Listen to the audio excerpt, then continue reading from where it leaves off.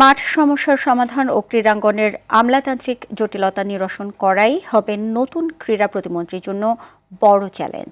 আন্তর্জাতিক অঙ্গনে সাফল্য পেতে ক্রিকেট, ফুটবলের বাইরে সম্ভাবনাময় কয়েকটি খেলাকে দিতে হবে গুরুত্ব।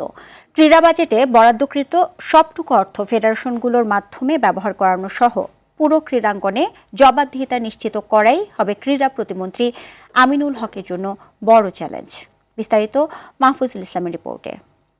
অপটিক্যাল ব্রাইটেনার, কালার গার্ড এবং ডার্ট লক সমৃদ্ধ অ্যাডভান্স ফর্মুলায় এলো নতুন রে ডিটারজেন্ট পাউডার। লাল সবুজের জার্সিতে এক যুগেরও বেশি সময় ধরে ফুটবল গোলবারের 3 কাঠি সামলানোর পর পুরোদস্তুর রাজনীতিবিদ বনে যাওয়া আমিনুল হকের নতুন যাত্রা।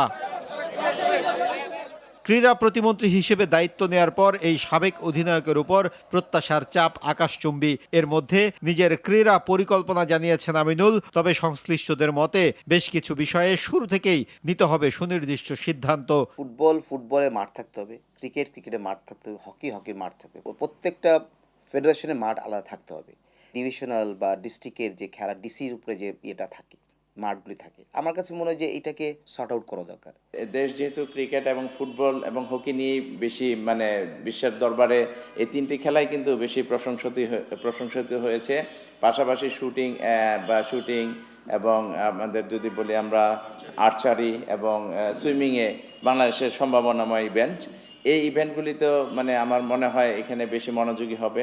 জাতীয় ক্রীড়া পরিষদের অধীনে থাকা জেলার স্টেডিয়ামগুলোর সঠিক ব্যবহার নিশ্চিতে নিতে হবে পদক্ষেপ, দূর করতে হবে অনিয়ম ও দুর্নীতি। ক্রীড়াঙ্গনে আমলাতন্ত্রের জটিলতা নিরসনে জাতীয় ক্রীড়া পরিষদকে করতে হবে আরও গতিশীল।